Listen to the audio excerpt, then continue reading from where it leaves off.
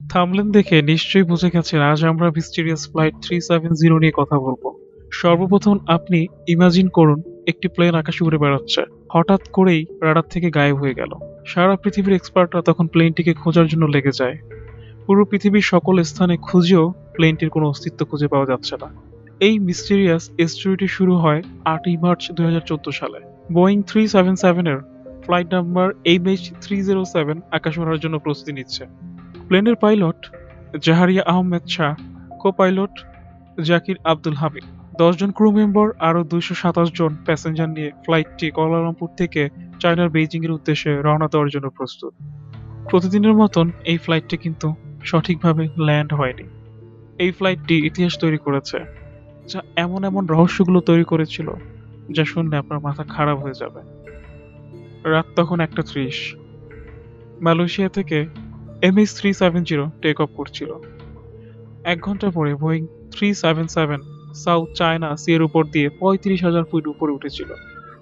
Captain তখন ভিয়েতনামের হেচিমিন সিটির কন্ট্রোলে একটি সিগন্যাল পাঠিয়েছিলেন।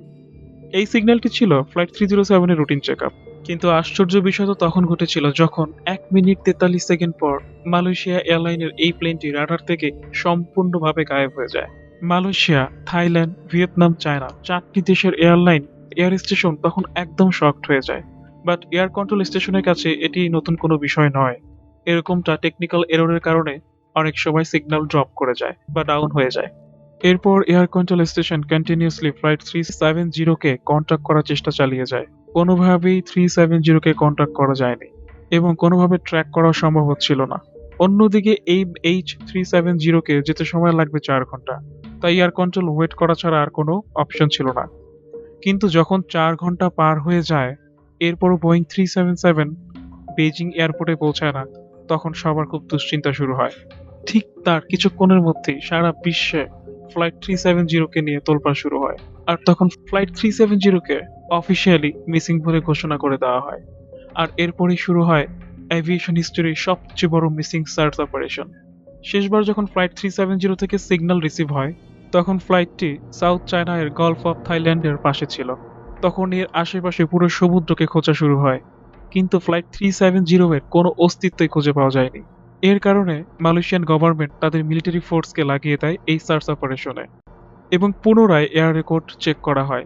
গ্রাউন্ড এয়ার কন্ট্রোলের সিগন্যাল রিসিভারের চেয়ে মিলিটারি এয়ার কন্ট্রোলের সিগন্যাল অনেক বেশি স্ট্রং হয়। মিলিটারি রেকর্ড থেকে জানা যায় ফ্লাইট 370 সাউথ চায়নার সি থেকে রাইট টার্ন নিয়ে একদম লম্বা চলে যায়। এরপর লেফট টার্ন নিয়ে মালয়েশিয়ার দিকে ফিরে যায়, কিন্তু MH370 মালয়েশিয়াতে ল্যান্ড না করে দিগান আইল্যান্ডে আবার রাইট টার্ন নিয়ে আন্দামান সাগরে চলে যায়। আন্দামান সাগরে পুরো এলাকা ইন্ডিয়ান, মালয়েশিয়ান আর থাইল্যান্ডের মধ্যে পড়ে। মালয়েশিয়ান মিলিটারির কাছে এর পরের আর নেটওয়ার্কগুলো ছিল না।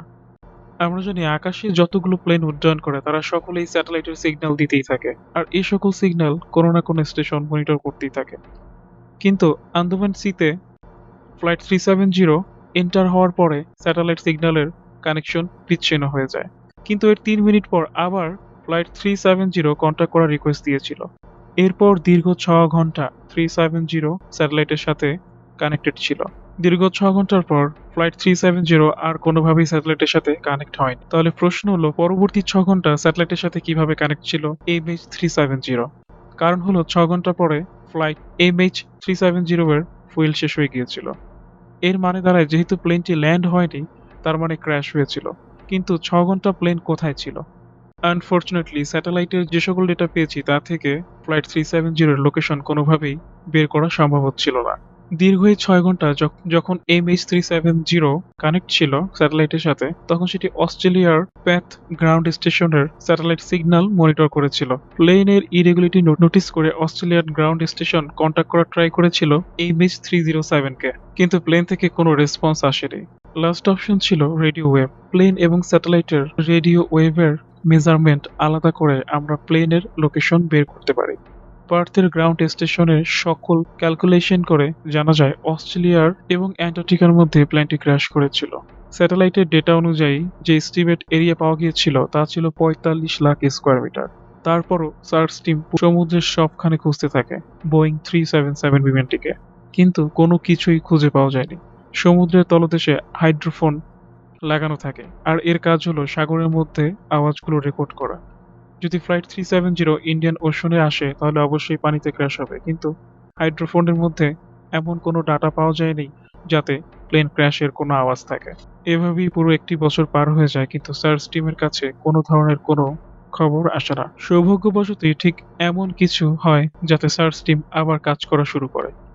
29 জুলাই 2015-তে মেডাগাস্কারের রিউনিয়ন আইল্যান্ডে বিচে বিমানের 2 মিটার লম্বা একটি মেটাল খুঁজে পাওয়া যায়, যেটা প্লেনের মনে হচ্ছিল, এবং এক্সপার্টরা প্রুফ করে দেন এটা ফ্লাইট 370 এর টুকরো। কিন্তু ইন্ডিয়ান ওশন থেকে রিউনিয়ন আইল্যান্ডে এই টুকরো আসলো কিভাবে? পৃথিবীর ওশনের ডাটা ক্যালকুলেশন করে জানা যায়, ইন্ডিয়ান ওশন থেকে যে সকল জিনিস সমুদ্রে ভেসে বেড়ায় সেগুলো সব আফ্রিকার এখানেই রিউনিয়ন আইল্যান্ডে এসে জমা হয়। তখন সার্চ টিম আশেপাশের আইল্যান্ডগুলো খুঁজে আরও 27টি টুকরা ধার করেন। সার্চ টিম আবার সাউথ ইন্ডিয়ান ওশনকে লাস্ট ডেস্টিনেশন মেনে সার্চ অপারেশন শুরু করেন। আগের মতন এবারও কোনো কিছু খুঁজে পাওয়া যায়নি। এরপর 3 বছর খোঁজার পর নভেম্বর 2017-তে সার্চ টিমকে অফিসিয়ালি বন্ধ করে দেওয়া হয়। সার্চ টিমকে বন্ধ করে দিলেও মানুষের সার্চ করা তো আর বন্ধ হয়ে যায় না। এরপর দীর্ঘ 5 বছর পর রিচার্ড গর্ডনি নামের একজন রিটায়ার্ড অ্যারোস্পেস ইঞ্জিনিয়ার ক্লেম করেছিলেন তিনি এই রহস্যের সমাধান বের করে ফেলেছেন। তিনি রেডিও ওয়েভসের রিফ্লেকশনের মাধ্যমে MH370-কে শনাক্ত করেছিলেন।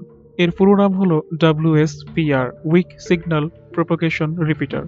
এই টেকনোলজির মাধ্যমে রেডিও ওয়েভের রিফ্লেকশনগুলো ক্যাচ করতে পারে। এর মধ্যে দিয়ে যদি কোনো প্লেন যায় তাকে নোটিস করা সম্ভব।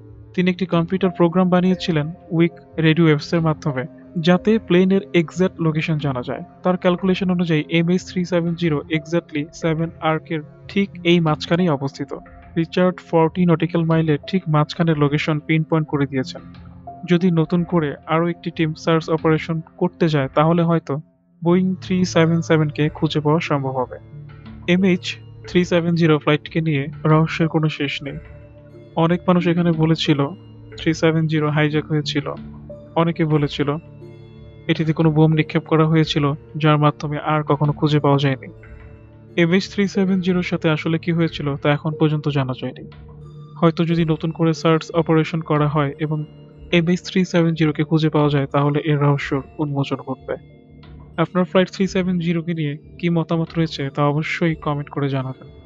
আশা রাখবো এই ভিডিওটি অনেক বেশি লাইক করবেন আর শেয়ার করবেন। সাবস্ক্রাইব করে পাশেই থাকবেন অদ্ভুত মায়াজালের সাথে। ততক্ষণ পর্যন্ত ভালো থাকুন, সুস্থ থাকুন, আমাদের সাথেই থাকুন। দেখা হবে নতুন কোনো ভিডিও নিয়ে।